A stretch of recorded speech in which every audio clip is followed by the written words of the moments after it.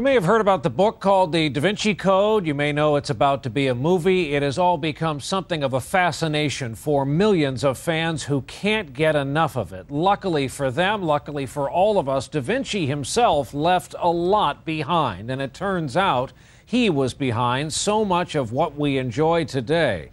Our story here tonight from NBC's Bob Faw. Genius puts it mildly. An artist of the sublime.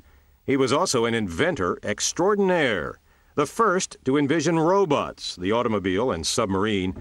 500 years before the Wright brothers, Leonardo imagined flying machines, helicopters, and hang gliders.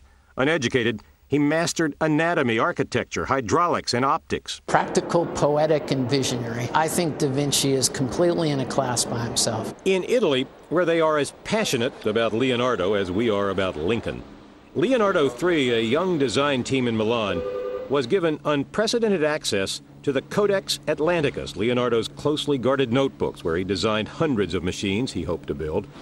Using high-resolution technology and computer pen with a red feather, a la Leonardo, they transformed more than 100 drawings into 3D graphics. 21st century wizards dazzled by what he'd done in the 15th century. Every kind of machine we have nowadays is something that we can say is coming from the drawings of Leonardo. Everything.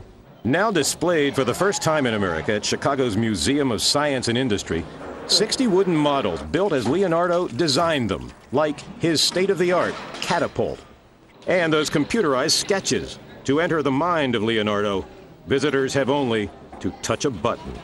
I can actually focus in on one of the designs, and I can go to the Codex page, I can pull that design up, and I see it in 3 dimensions. And not only do I see it in 3 dimensions, but I can turn it left, I can turn it right, and I can animate it. Back home in Italy, there is quiet satisfaction that at last we are learning to appreciate Leonardo the way they always have.